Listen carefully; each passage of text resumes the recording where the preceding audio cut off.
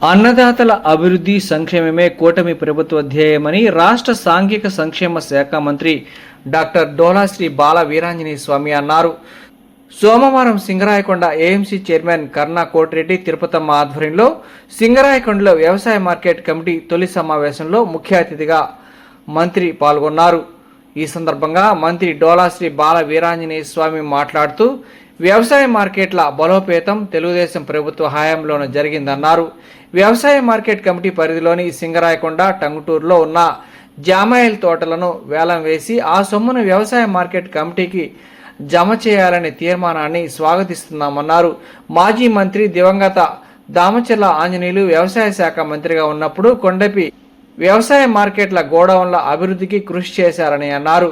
గత జగన్మోహన్ రెడ్డి ప్రభుత్వం వ్యవసాయ మార్కెట్ కమిటీల నిర్వహణ గాలికి వదిలేసి దళారులను ప్రోత్సహించి రైతులు పొట్టకొట్టిందన్నారు. మామిడి, మిర్చి, ఉల్లి పంటలకు ధరలు పతనమైనప్పుడు కూటమి ప్రభుత్వం మద్దతు ధరతో రైతులను ఆదుకున్న విషయాన్ని గుర్తు చేశారు. కూటమి ప్రభుత్వం ఏర్పడిన తర్వాత నాణ్యమైన విత్తనాలు, ఎరువులు అందించడం మూలాన రాష్ట్రంలో పంటల దిగుబడులు పెరిగాయని అన్నారు. రైతులను ఆధునిక సాంకేతిక పరిజ్ఞానం వైపు తీసుకుపోయే విధంగా వ్యవసాయ డ్రోన్లు, వ్యవసాయ పనిముట్లు రాయితీపై అందిస్తున్నామని అన్నారు. కేంద్ర ప్రభుత్వం ఇచ్చే 6,000 రూపాయలు కలుపుకొని అన్నదాత సుఖీభావ కింద ఏడాదికి 20,000 రూపాయలు చెల్లిస్తున్నామని, మొదటి విడత 6,000 ఇచ్చామని, మిగతా 2 విడతలు కూడా త్వరలో విడుదల చేస్తామని అన్నారు.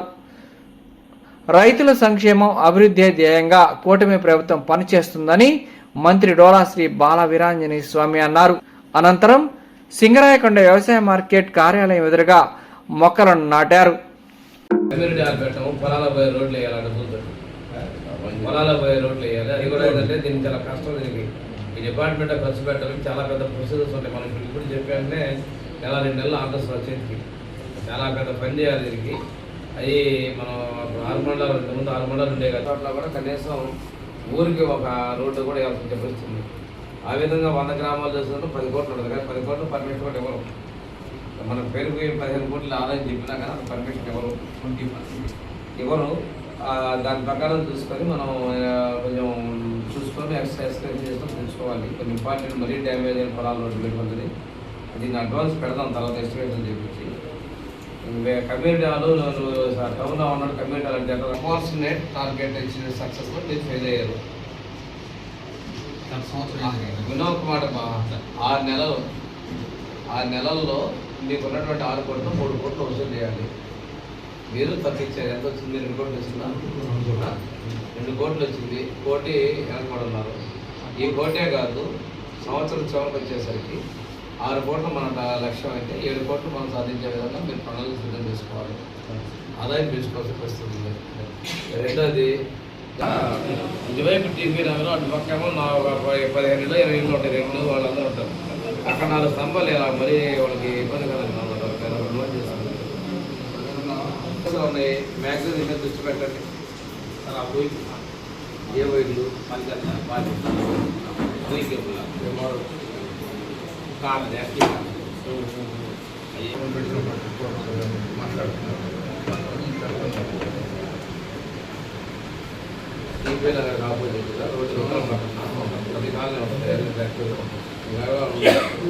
అక్కడ స్ట్రీట్ లైట్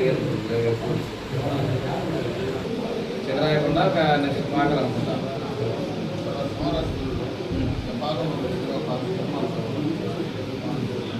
ఏంటి కొత్త వేయాలా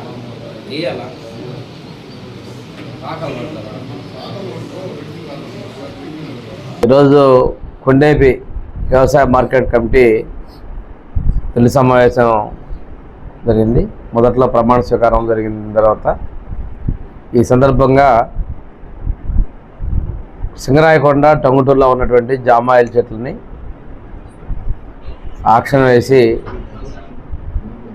వాటిని ఆ చెట్లు తోటలో కొట్టివేయడం వల్ల వచ్చే ఆదాయాన్ని మార్కెట్ కమిటీకి జమ చేయాలని, అదేవిధంగా ఆఫీస్ రెనోవేషన్కి కొంత ఖర్చులు చేయాలని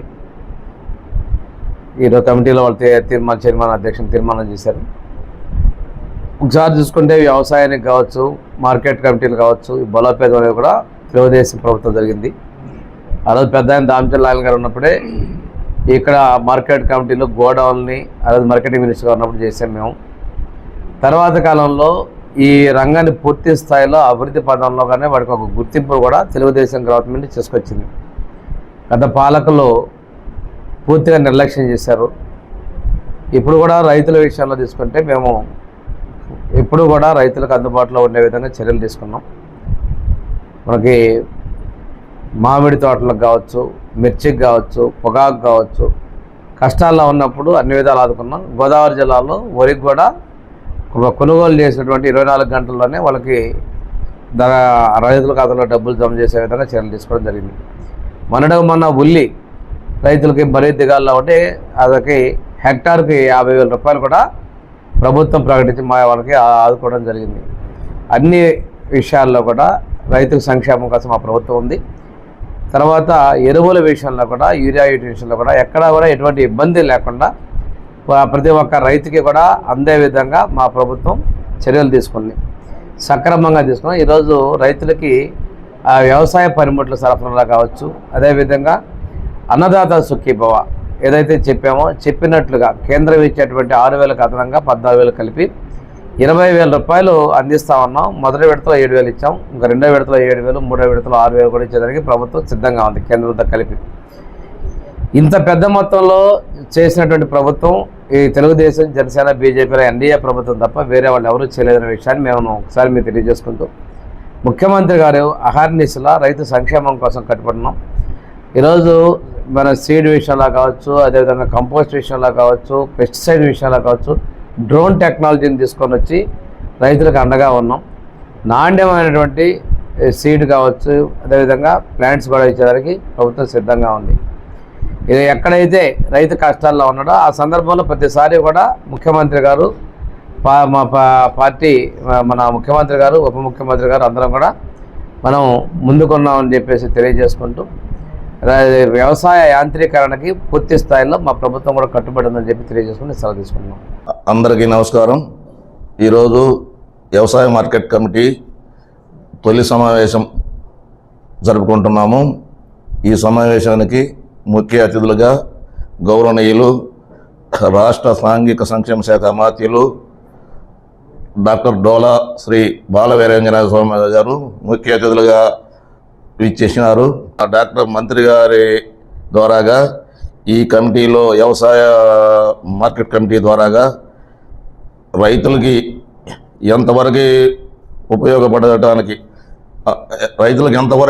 ఉపయోగపడటానికి అవకాశం ఉంటుందో గౌరవనీయుల మంత్రి గారి ద్వారా ఏ పనులైనా చేపించుకోగలమని, వ్యవసాయ పొలాలకి సంబంధించిన లింక్ రోడ్లు కానీ ఇంకా ఏ సదుపాయాలు ఉన్నా కూడా ఇవన్నీ కూడా మేము చేసి ఈ మార్కెట్ యార్డ్కి సంబంధించి మెయిన్గా ఎక్కువ ఆదాయం వచ్చేదానికి కూడా మా వంతు మేము కృషి చేసి మంత్రి గారి ద్వారాగా ఈ మార్కెట్ యార్డ్కి ఒక మంచి పేరు తెస్తామని చెప్పి కోరుకుంటూ సెలవు తీసుకుంటున్నాం. అందరికీ నమస్కారం.